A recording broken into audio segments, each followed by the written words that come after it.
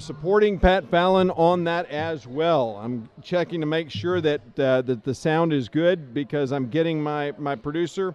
No sound on the timer or clock yet, but that's okay.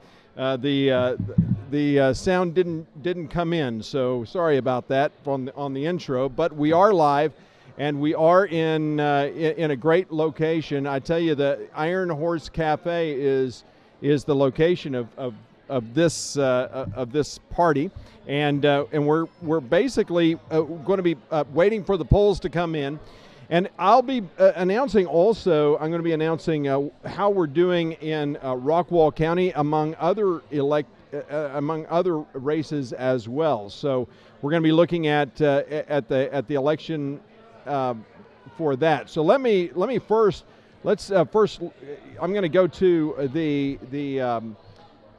the general election results for Rockwall County specifically, and I'm waiting for that to come up because what they will show is the early voting count for that area. I'm watching also the monitors that are in this restaurant, and you're probably seeing the national results, and so I don't really need to focus too much on that. Obviously, in Rockwall County, Donald Trump got 30,000 votes versus the Democrats getting Joe Biden getting 13,000. So quite not a big surprise obviously there, but an overwhelming victory for Trump in Rockwall County. U.S. Senator. And I'll tell you what I'll do is I'm going to change the screen display so that you can see what I see, and we can watch that together. So you can see kind of what I'm seeing on my screen. So these are the results for, again, Rockwall County. So John Cornyn wins big, 70%. Going back to Donald Trump, he's getting in early voting getting 69%. So that's early voting. You got to think about the fact that this is Rockwall County, 31,000 people voting. That's a lot of people for the early voting count. So big numbers. Not a big surprise that Hager loses to Cornyn, 27%. So more people voted for Biden than they did Hager. So that's an interesting thing. Pat Fallon way ahead in Rockwall County, 71% of the vote.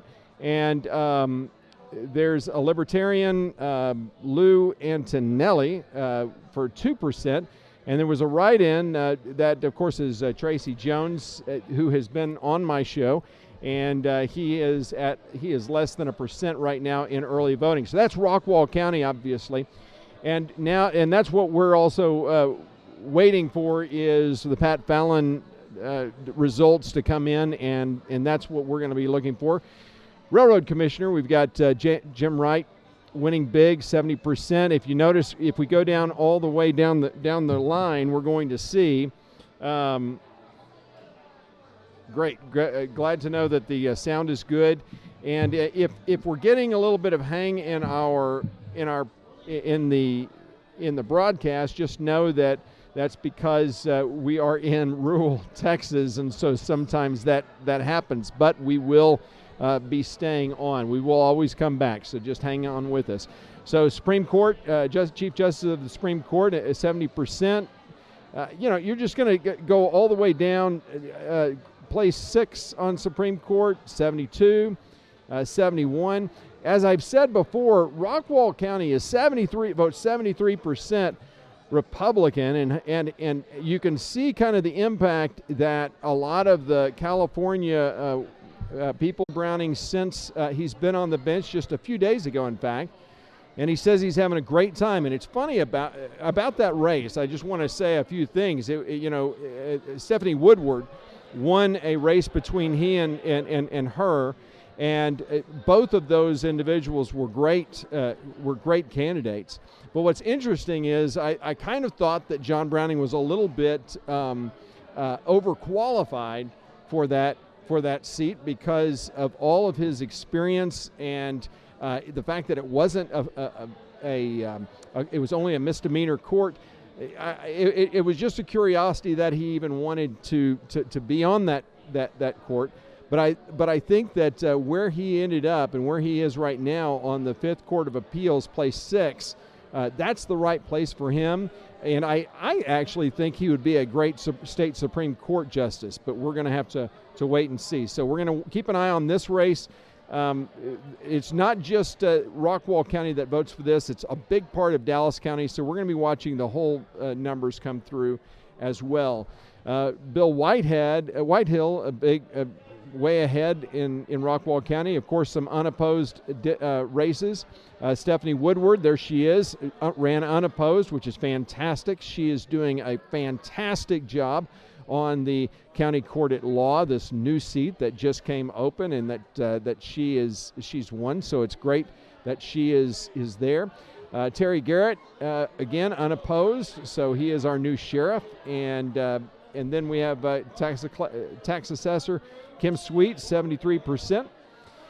County Commissioner Cliff didn't have any opposition. Dennis Bailey did, but again, in Rockwall County, if you're not a Republican, you don't win. And so 72% for Dennis Bailey, 73% for Mark Russo.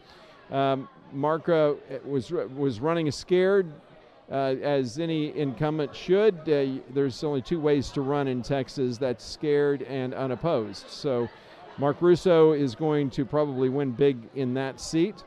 A lot more unopposed as we go down the list. Okay, so here's some council members. These are some places in place 2, City of Fate. This is a very close race between Brant and Jacobson. I hope that you had the chance to watch the broadcast on my show where we had these candidates at the Republican Candidate Forum. So these two are neck and neck at this point. Place 3, Ash, looks like he has a big lead, but again, these are early votes, so there's a lot to move forward. So the Texas Proposition A, don't know anything about this, so I'm gonna find out. But that is a very tight.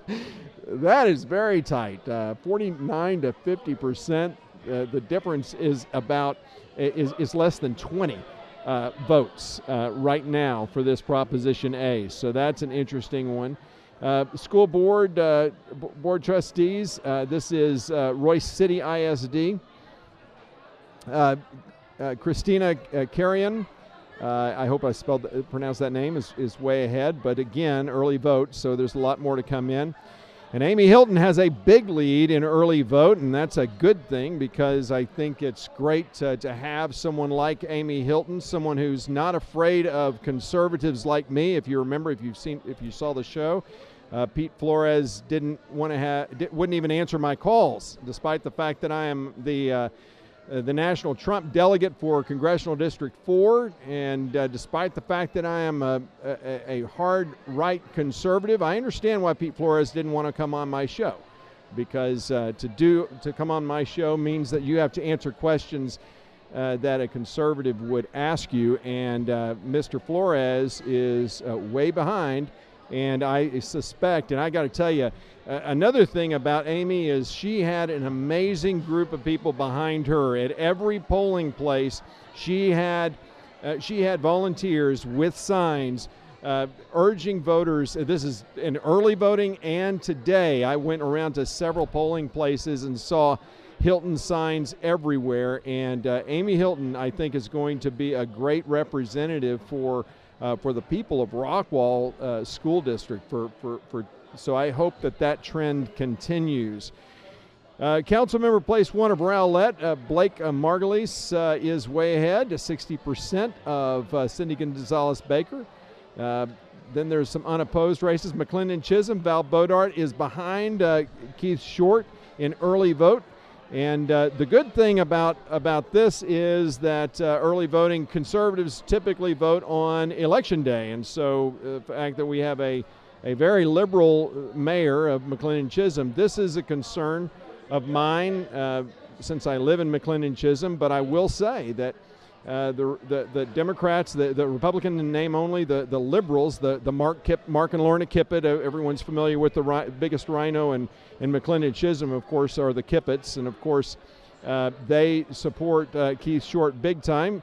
And if Short wins, I don't know that he'll show up for any council meetings. He hasn't been there for many recently. So, but they want, basically, the citizens of McClendon Chisholm are voting in this race for whether or not they want big government or they want small government. And so the question really comes down to, what do you want as far as the city government? And I will tell us, I mean, if the citizens want big government, well, and they vote for Keith Short, they're going to get big government. And then Daniel Tucker is behind Brian Davis in a big way.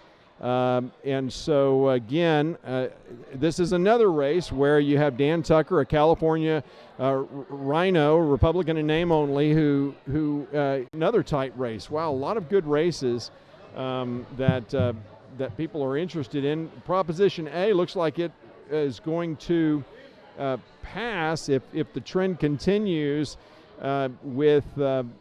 And again, I'm not sure about these propositions, so I'm hoping the Iron Lady, Adrienne Balcom, who's basically, if you want to know the truth, I'll tell you, we were talking about it, and the Fallon campaign has been talking to her about setting this thing up, and basically they said, well, so are you the producer of this Bunker Bob show? And she said, well, kind of. And my answer to her was, well, yeah, you are, for all intents and purposes. So she's monitoring me, making sure the sound is good, making sure I'm on the air. So hopefully she can look up some of these propositions and give me some information about what these are all about. This is not, this show doesn't happen with just one person, just believe me. So then we've got another proposition. So we'll get these propositions, figure out what those are, and let you know what those are. So then we keep moving, and that's, yeah, these are all just propositions. So we're going to keep an eye out for that, and and we'll see what happens as the night goes on. Here at the Iron Horse Cafe in Sherman, Texas, people are excited about the upcoming the new member of Congress, who we all hope is going to be Pat Fallon, and Mr. Fallon has obviously had a good in Rockwall County. I'm not sure where we are on the rest of the races. So what I'm going to do is I'm going to pull out.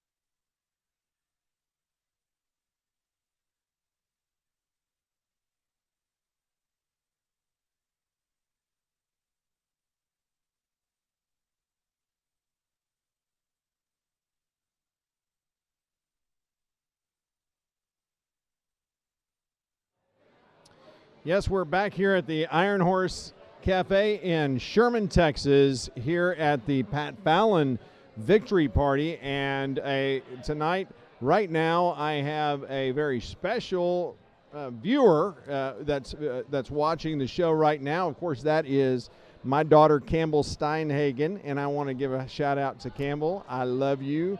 Make sure you listen to Mom, but I love you. And so she loves politics even at her age at 12, and so it kind of warms my heart. I got to say that. So sweetest daughter in the entire world, and that's being very objective with I must say. All right, so we are looking at the election results coming in, and we are still waiting for some of them to be posted on the Secretary of State's website. So I don't have anything new for you, but I did want to give a shout out to my sweet, precious little Campbell and my beautiful wife of 25 years, Michelle. I know that they are with the dogs right now, and I want to make sure that Wagner is, my dog does all the work around the house, does the cleaning and cleaning the kitchen.